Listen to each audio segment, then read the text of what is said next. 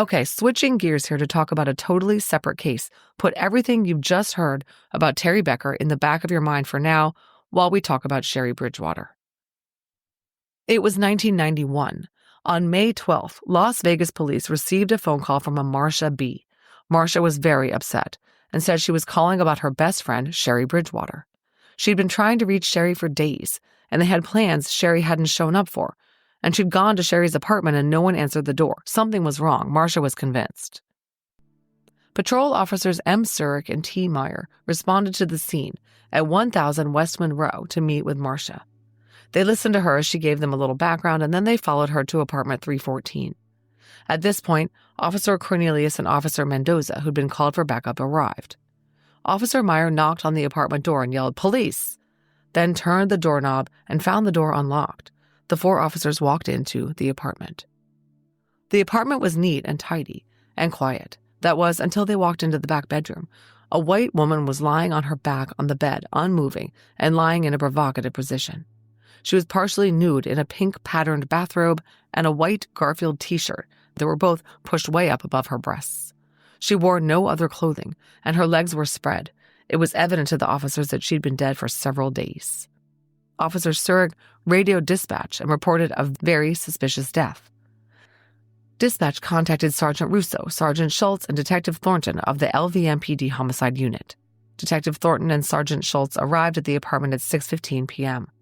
They observed, just as the patrol officers had, that the woman on the bed was only partially dressed, and the garments she was wearing were pushed up in an unnatural manner. But what really drew their attention was the cord around the woman's neck. It was a black cord, described in case notes as similar to the cord of a bolo tie, and it was tight around the deceased woman's neck and tied in a neat bow in the front of her throat. Clark County Deputy Coroner Dennis Howell responded to the scene at 7:30 p.m. and confirmed that the woman on the bed was deceased and had been for quite some time. Items in the apartment tentatively gave her identity as Cherrie Bridgewater. Criminalists photographed the scene and the apartment. Then, Cherrie's body was removed by Davis Brothers morticians, and the apartment was sealed pending the instructions of the homicide investigators. The investigators wanted to be informed of the cause of death before expending any additional resources on the death inquiry. In other words, they wanted to be certain they didn't have a suicide on their hands. The autopsy took place on May 14th around 10:30 in the morning at the Clark County Medical Examiner's office. It was conducted by Chief Medical Examiner Sheldon Green, assisted by John McKinnon. It was observed by Detective Steve Scholl. LVMPD Criminalistics Officer Sherry Norman was also present and took fingerprints and photographs of the victim, Cherrie. That's how Cherrie Bridgewater was formally identified. Her fingerprints were on file with the LVMPD. Cherrie was weighed and measured at 5 foot 1 inches tall and 200 pounds. She had black hair and brown eyes. She was wearing a pink floral robe, size large, and a white Garfield t-shirt, one size fits all. She was also wearing a gold necklace adorned with a horseshoe charm and a clear stone that turned out to have belonged to Cherrie's deceased aunt. The thin black braided cord wrapped around Cherrie's throat was wound approximately 4 times around her neck and tied very securely in a bow. Dr. Green removed it and handed it over to Detective Scholl as evidence. A substantial amount of trauma was observed subcutaneously underneath the entire scalp area. Yet, Dr. Green would not make an official conclusion of homicide until he reviewed the toxicology reports. I suspect he considered it possible that Cherrie had drugged herself up and then tied the cord around her throat and just allowed herself to asphyxiate. But Dr. Green told Detective Scholl that he believed they had a homicide, and police notes indicate that the investigation would proceed as such. A rape kit was utilized on Cherrie by Dr. Green, who collected head and pubic hair standards, a blood sample, vaginal swabs, rectal swabs, oral swabs, and some hairs found on Cherrie's clothing and person that appeared not to be hers. So who was Cherrie? Cherrie Ann Mayo was born on October 20th, 1960, in Cortez, Colorado, to parents Robert Thomas Mayo, who went by Tom, and Aline Rose Kelly Omnis Mayo. Cherrie had a sister, Julie Mayo. We don't know much about Cherrie's life growing up, and I'm not certain why some newspaper articles and information on Ancestry confuse the spelling of her name. Her aunt referred to her as Cherrie with a CH, so I will do so as well. Anyway, Cherrie grew up in Farmington, New Mexico, and graduated from Farmington High School in 1978. I'll post a yearbook photo of her from around that time, showing her in the big glasses she always wore because she had very poor eyesight. Cherrie married Michael Bridgewater on September 12, 1981 in Colorado, and gave birth to sons Robbie and Michael. The family lived in Englewood, Colorado in the Denver area before moving to Las Vegas around 1987. Both Michael and Cherrie had extended family in Las Vegas. Two of Michael's brothers and his mother lived in Las Vegas, and Cherrie's grandmother Mary Dobson and her mom's sisters Carol Crunk and Vera Jaffe also lived in Las Vegas, so the couple had a good support network. But things still went sideways for the young family.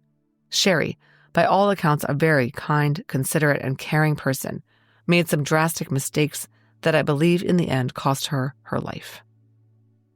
This is always a challenge for journalists, telling the whole story, yet respecting the privacy and retaining the dignity of the victim. It's a balancing act that can be quite delicate. Listeners will have to read between the lines here.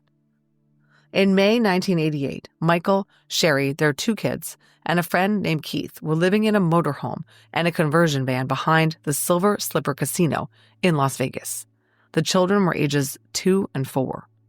On May 1st, both Silver Slipper security and several civilians called police, reporting that a woman living behind the casino was out of it and was endangering her children. Patrol officers Bingham and Jackson responded, and in short found Cherrie, Michael, and Keith in possession of quite a large amount of very dangerous illegal drugs, and the children were unclothed, unfed, cold, and scared. Drug paraphernalia and garbage littered the mobile home where the family was living. The 3 adults were arrested and the children were sent to child services. I don't know exactly how long Cherrie's prison sentence for drug possession and child endangerment was, but in 1989, her 2 small sons were living in California. Michael's 2 sisters lived in California, and I suspect the boys were with one of them. Michael Bridgewater, described as a 37-year-old construction worker, passed away in April 1989. His cause of death was not disclosed in his obituary. Cherrie's mother also died in 1989. By the time our story begins in 1991, Cherrie was out of prison and was enrolled in treatment at the Nevada State Mental Health Hospital. Cherrie had mental health challenges and relied on state supplemental security income because she was unable to work. She checked in with her case manager regularly and was working to get her life back on track. She had recently moved out of a group apartment where she had lived with some other women in the program and was finally able to get her own apartment 5 months before her murder, the one on Monroe where she was found slain. Cherrie's goal was to get her sons back. She wanted to be able to provide a stable home for them. Cherrie was a very devoted AA member. She went to meetings almost daily and sometimes twice a day. She also received regular treatment and attended sessions at the Nevada State Mental Health Hospital, where she was taking classes to try to get back on her feet. She was only 30 years old when she was killed. Moms and Mysteries is the podcast where 2 Florida friends uncover chilling cases with humor and heart. Hey guys, I'm Mandy. And I'm Melissa. And we're the moms behind the mics, taking you on a roller coaster of true crime stories while adding our own brand of humor into the mix. Respectfully. Join us every Tuesday for Moms and Mysteries, your gateway to gripping, well-researched true crime stories. We're your go-to podcast for mysteries with a motherly touch. Subscribe now to Moms and Mysteries wherever you get your podcast, and never miss a Tuesday. Now for the investigation. Cherrie's second-story, 1-bedroom, 1-bath apartment was very neat and orderly when criminalist Kingsbury, ID specialist Holstein, and detectives Scholl and Hatch returned to process it on the 14th. The apartment had remained sealed since the body was found and removed. Lying on the bed next to where Cherrie's body had been were a cigarette pouch, lighter, and 1 rolled cigarette. Cherrie's purse and various personal items were neatly on the dresser. Articles of clothing were neatly folded on the dresser and TV table. Nothing appeared out of place throughout the bedroom or rest of the residence, police notes say. If a murderer had been there, he was a very neat one. Criminalist Kingsbury took note that in one of the kitchen cabinets was a large supply of prescription medications. 9 of them are actually listed on the inventory list. $217 in cash was also found in the apartment, which the coroner handed over to Cherrie's grandmother, Mrs. Dobson. The apartment was photographed and the crime scene sketched out. The place was processed for prints, with some latents being lifted from a plastic cup on an end table in the living room and from Coke cans in the trash. The following items were collected by CSIs Holstein and Kingsbury: a reddish-brown towel and a yellow towel from the bathroom, a white pair of underwear lying on the ground inside the hallway closet, 2 cigarette butts and ashes recovered from an ashtray on an end table next to the couch in the living room, a cigarette butt and wrapping labeled Roll Rich recovered from the ashtray on the coffee table in the living room, a stuffed bear with a necklace and 2 blue blankets from the couch in the living room, a pillowcase recovered from the bed in the bedroom, 3 cans of Coke recovered from the living room trash can, the fitted sheet, blanket, and quilt from the bed, and the cigarette paraphernalia found on the bed. After all this was done, the apartment was resealed and resecured, and the investigators retired for the day. The next day, the 15th, when criminalist Kingsbury returned to remove the police lock and return the apartment keys to Cherrie's family, he noticed the boots. A pair of black boots was sitting on the landing by the front door. They had not been there the day before. Immediately after Cherrie was found dead, Detective Thornton interviewed Marcia, the woman who had called police and asked them to check on her. She said the two had been best friends for the past 18 months after meeting at AA. The two took classes together that week, but Cherrie had not shown up to their midweek class. Marcia said the last time she saw Cherrie was when she dropped her off at home after they attended a committee meeting on Wednesday night, the 8th. Cherrie got out of the car outside her apartment around 9:30 or 10 p.m. Marcia said Cherrie was in a very good mood and all was well. When asked, Marcia recalled that when Cherrie left her, she was wearing jeans and a t-shirt. Remembered that when Cherrie was found, she was wearing a bathrobe and a t-shirt that one might sleep in, as if she was ready for bed or had just gotten up when someone attacked her. The next day, Thursday, the two women were supposed to travel to Laughlin together to attend a weekend class and share a motel room. However, when it came time to go, Marcia couldn't get in touch with Cherrie. She started calling her on Thursday morning around 8:30 or 9 and never got a hold of her. Although this concerned her, she had to be in Laughlin, so she went on her own. She continued to call Cherrie's apartment and never got any answer. Upon her return to Las Vegas around 2:30 on Sunday, she went to Cherrie's apartment and knocked on the door. There was no one home. Marcia admitted that she didn't try the door, so she had no idea whether it was locked or unlocked, but she said that Cherrie generally locked it. Marcia checked to see if Cherrie had gone to AA, but she hadn't. She went to the Nevada State Mental Health Hospital to see if anyone had seen her, but they hadn't. But at the hospital, she ran into her and Cherrie's mutual friend, a guy I'm calling Mike, who said that on Friday the 10th, he had ridden his bike over to Cherrie's and knocked on her door. She didn't answer, and he went away. It was at this time that Marcia phoned Cherrie's grandma. Grandma Dobson hadn't heard from Cherrie either, and she was concerned too, so they decided to call the police, and that's when they found Cherrie. Detective Scholl noted that all this meant that Cherrie had been unheard from for several days. Remember that this interview with Marcia happened before the autopsy, so detectives still weren't certain whether Cherrie might have taken her own life. They asked Marcia about Cherrie's state of mind. She said Cherrie wasn't depressed and had never discussed harming herself in any way. She did not believe her friend had killed herself, and she hadn't. Detectives asked Marcia whether Cherrie said anything about expecting a male visitor or whether she noted anything unusual when she dropped Cherrie off on Wednesday. No, she said. But Cherrie had mentioned that her friend, a guy I'm calling John, was going to come over later. I have to explain this situation a bit.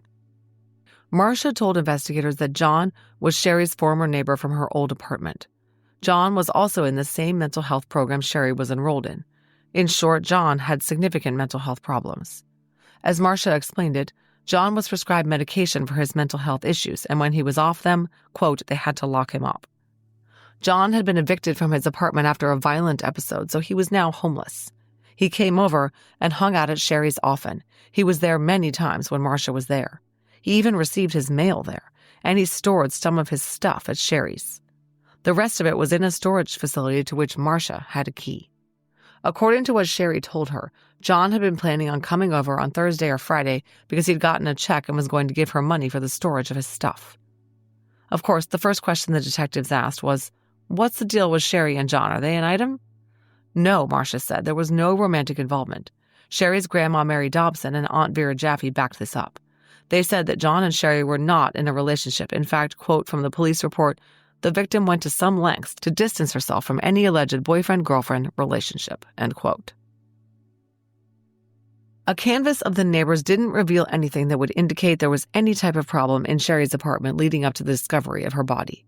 No one had heard any noises. No one reported seeing anything super suspicious. One witness, Libby Dudley, reported that on the 11th, a black man went up the stairs to Cherrie's apartment and knocked. She didn't know if he was admitted. He was driving a light blue Cutlass. He was 6'2", 170 pounds. Police made notes. But another neighbor had something interesting to report. Their downstairs neighbor, Julie E., said she last saw Cherrie on the 8th walk into her mailbox alone around 2 p.m. Julie said Cherrie was regularly in the company of a scruffy-looking guy with longer hair always carrying a bedroll. This was John, the homeless guy who slept in the park on that same bedroll.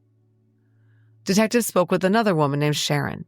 She didn't live in the building, but she told them she'd been at the apartment building visiting her friend Julie on either May 8th or 9th around 6 p.m., and she saw a tall, thin, scruffy-looking white man coming down the stairs from the direction of Cherrie's apartment.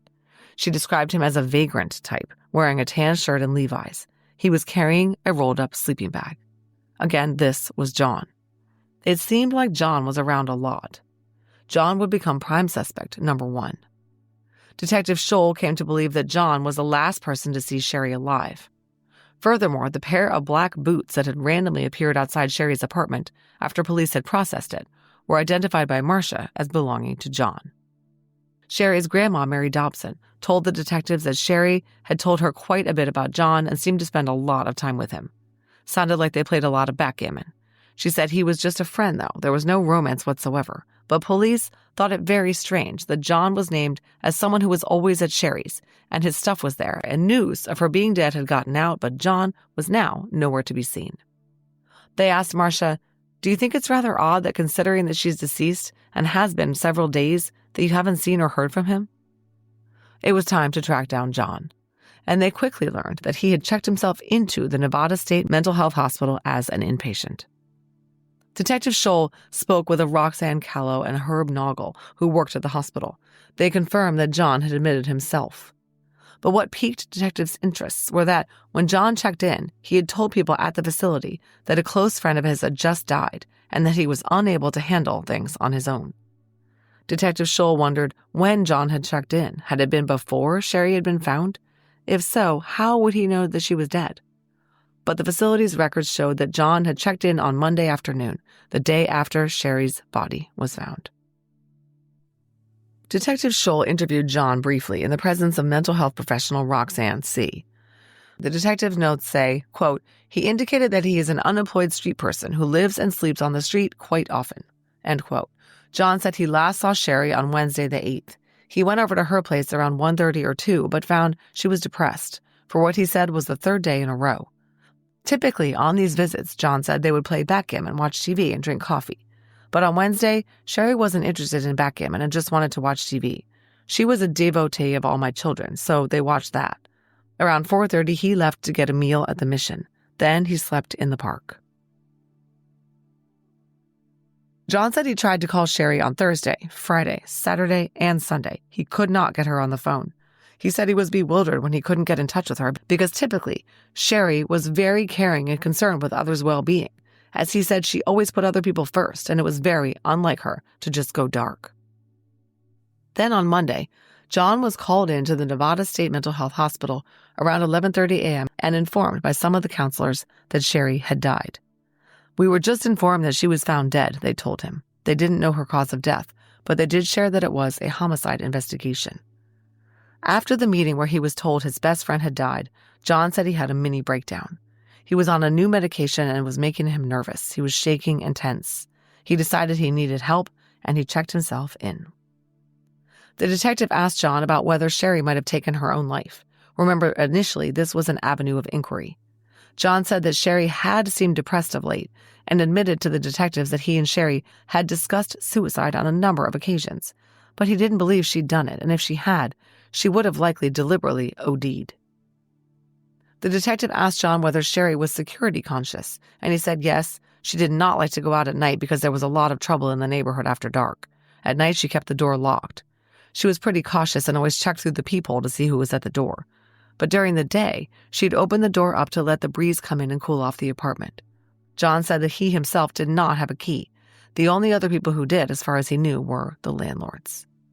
Since there was no sign of forced entry, detectives wondered whom Cherrie might have allowed in. John pointed out that Cherrie sometimes walked to the laundromat a block away. Maybe someone had gotten to her then. He didn't think Cherrie had let someone come over at night.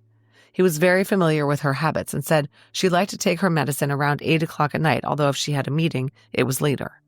John said she was taking some pretty strong stuff that he had taken as well, and he said, quote, "It'll knock you out." Detective Scholl asked about people in Cherrie's life. He said Cherrie had told him about a new boyfriend. This was a guy named Mike. John had met Mike once at the apartment, but didn't know his last name or anything. John also knew the names of some, quote, boyfriends of Cherrie's, guys named Paul, Frank, and Tom. When Detective Scholl asked, John couldn't think of anyone who would want to hurt Cherrie. He absolutely denied doing it himself. He began to get agitated, and they terminated the interview. Okay, so detectives didn't get to have a full-blown interview with John because of his emotional state. But they knew that Cherrie would certainly have let him into the apartment. Furthermore, his fingerprints had been found in her bedroom, the room where she was found slain. John was clearly emotionally unstable and had been hospitalized for an episode so violent that it got him evicted from his apartment. He had checked himself into a mental hospital very soon after Cherrie's murder. All of this could add up to John killed Cherrie. Police needed to talk to John some more.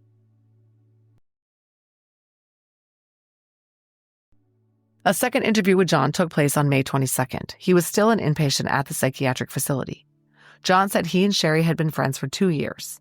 They met at the mental health facility and were also in AA together. In 1990, Cherrie had moved into John's neighborhood and lived there with 2 to 3 other women before finally getting her own apartment 5 months earlier. She wanted her own place so she could have her 2 young sons come stay with her. John called Cherrie his closest friend. He said she had always been supportive of him and let him keep his stuff at her place after he got evicted. In return, he brought food like donuts, Snickers, coffee, and hot chocolate to her place for her to eat. He said that Cherrie lived on disability payments, and after paying rent and paying for her medications, she didn't have a lot of money left for food. The detectives said, "You guys kind of supported each other, huh?" "Yeah," he said. "Would you describe your relationship in any way as romantic?" they asked. "No, I couldn't do that. She meant too much to me as a friend," was John's reply. "Okay, and your relationship with Cherrie never got to the point that you all had any sexual relations?" "No, we never did." "Was she having sex with anyone else?" they asked. Not to John's knowledge. Not for about 18 months, since she broke up with her last serious boyfriend, Frank. Detectives weren't sure they believed John that he hadn't been sexually interested in Cherrie. They asked more questions about his feelings for her. After all, he admitted having a mental breakdown and going into the psychiatric hospital over her death. They thought John was interested in Cherrie and perhaps had become enraged when she rebuffed him. John said he was very upset about Cherrie's death because if he had been around, it wouldn't have happened. It seemed he felt guilty. Was he telling the truth, or did he feel guilty for a different reason? The detectives asked about why John's fingerprints were in Cherrie's bedroom. He had an easy answer for that one. A bunch of the stuff in Cherrie's apartment was his. This included the VCR and TV and some of the furniture. He had been in Cherrie's bedroom about 5 days before she was killed. He said he put his mail in the cabinet and he put a videotape in the VCR.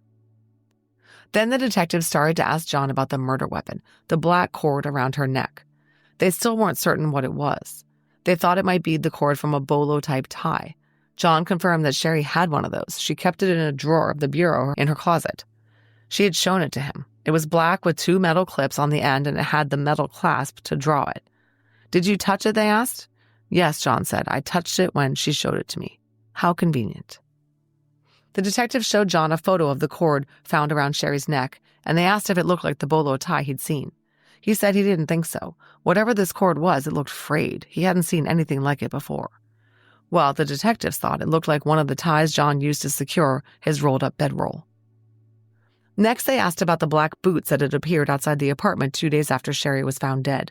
They showed him a picture of them. John said those boots had been given to Cherrie by her friend Judy A. She didn't like them and only wore them once. If you recall, Marcia had told police she thought the boots were John's. Police did not like this discrepancy. They asked John if he owned some boots. He said, "Yes, I have some brown ones. They're in my storage locker here at the hospital." The interview terminated with the following exchange. Quote, "If I told you she was murdered in a violent manner and maybe even with great emotion or some overkill, would you be able to shed any light on who might have done this to her?" Answer, Not unless it was one of the local gangs or something like that. I don't know how they would come up with a key unless they got her outside as she was coming back from the laundromat. Okay, you personally didn't have anything to do with her death, is that correct? Answer, no, she's the closest friend I had out there. Detectives Scholl and Dribble obtained a search warrant to seize John's brown Rocky brand boots, which were noted to have stains on them, some black twine found in his bedroll, and 6 vials of blood from John. The affidavit says in part, quote, "It is your affiant's opinion that the ligature used to kill the victim was the same type of ligature used to secure bedrolls."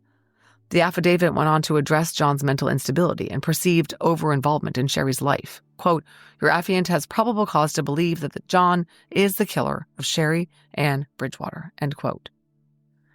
None of the evidence collected from John tied him to Cherrie's murder. Detectives considered him the likely suspect, but they had nothing on him and they had to let him walk. Detective Scholl interviewed Cherrie's aunt, Vera Jaffe, on May 14th. She said she and Cherrie had become very close since Cherrie's release from prison. When they heard her niece was found dead in her bed, her first thought was that Cherrie had OD'd on her medications. She didn't consider the possibility that Cherrie had taken her own life because she wasn't depressed. In fact, the opposite. She was doing great. She was taking pride in herself, dressing nicely, not dressing like a hippie, as Vera put it. She was working on herself, determined to get her boys back. She had a great attitude. She talked to her Grandma Dodson every day, and they knew of no problems Cherrie was having with anyone.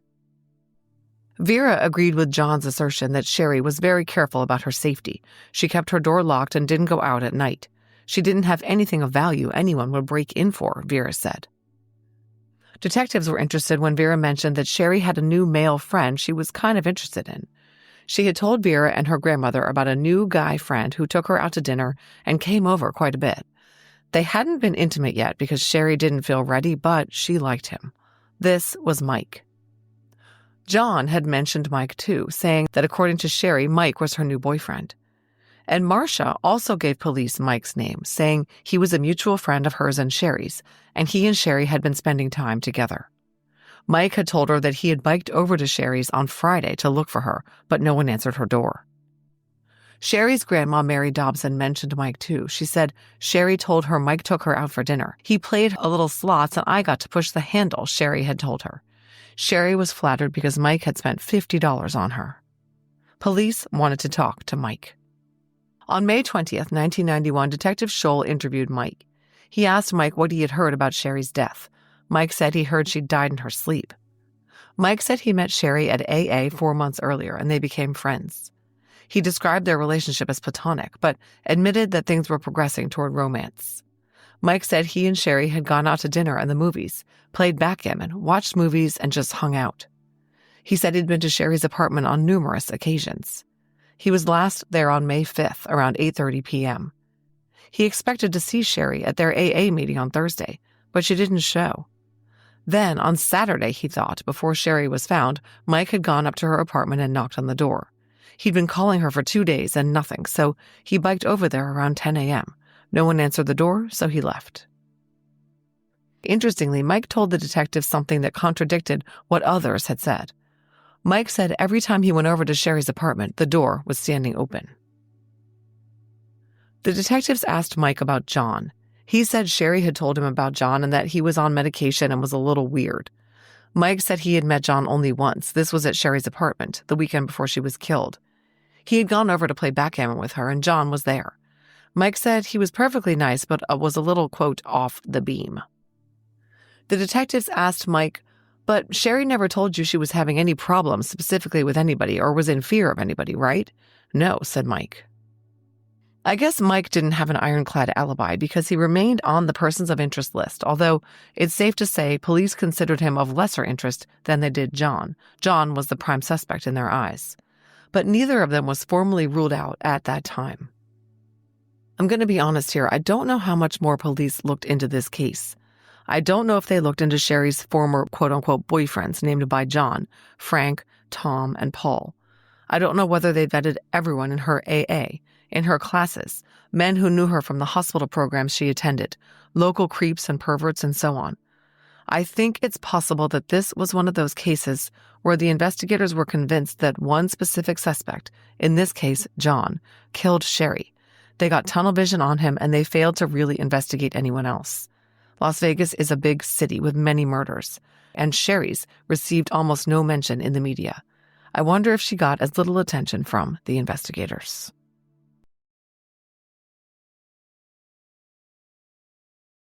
Okay, now a quick segue back to the Teree Becker case, which I discussed first.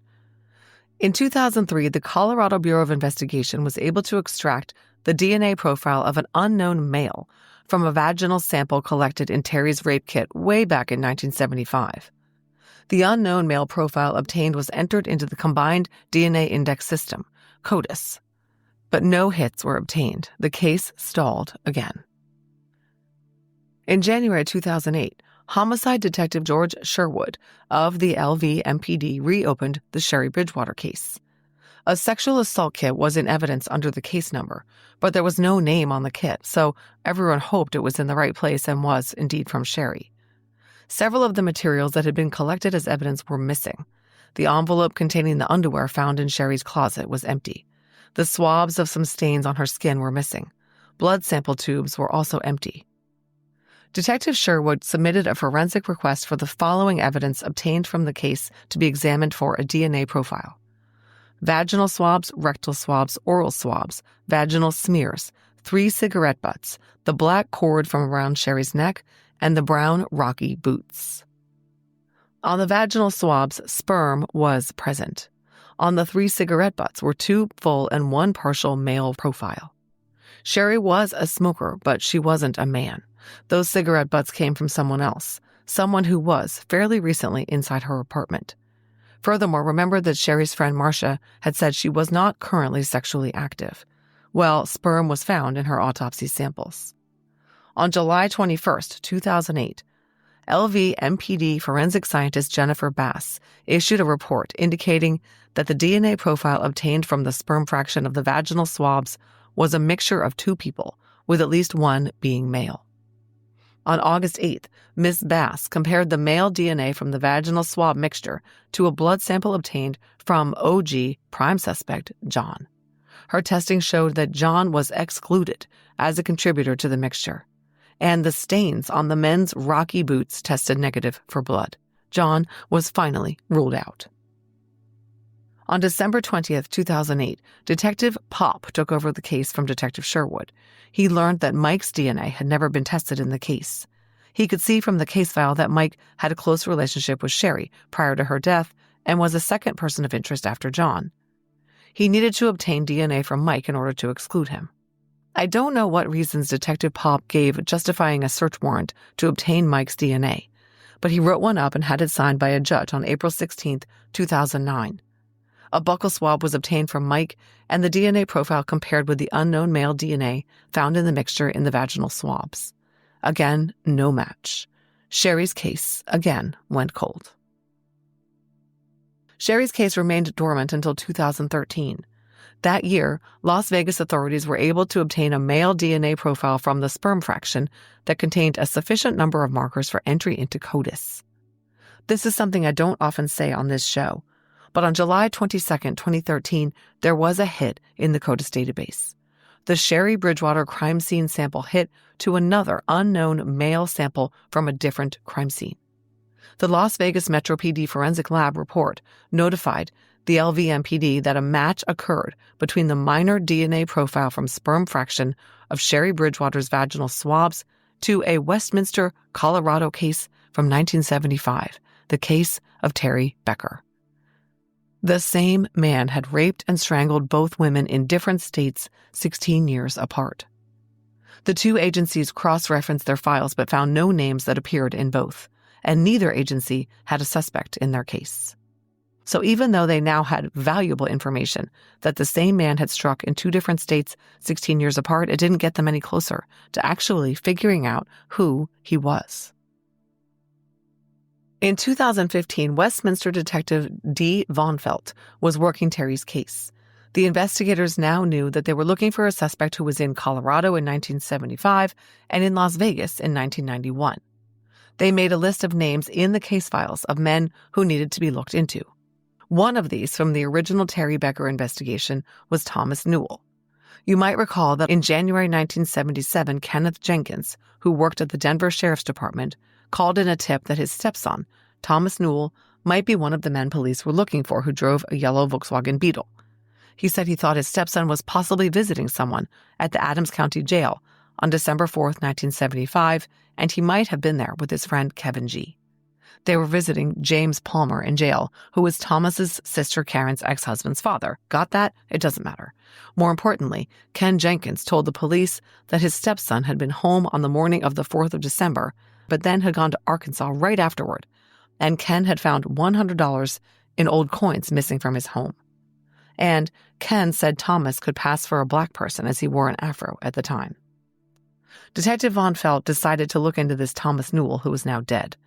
In his original interview in 1977, he had denied going to the Adams County Jail in December of 1975 and said he'd never heard of Teree Becker, but he had never been eliminated. Von Felt contacted Thomas's sister, C. She told them that one of her and Thomas's sisters had owned a light yellow VW Beetle. So after much hassle, Detective Von Felt managed to obtain a voluntary DNA sample from Thomas's sister C and also from her brother Robert, after assuring them that there was zero evidence linking their brother to the case, other than his stepfather's 1977 tip that Thomas and his buddy Kevin looked like the suspect sketches and might have been visiting their buddy James at the jail at the time Teree was picked up by two men in a Super Beetle.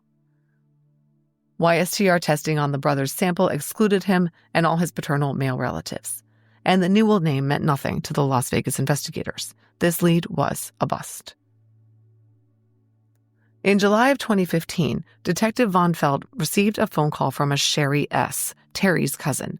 She said she'd been thinking of Teree and wondering if police had ever caught the man that killed her.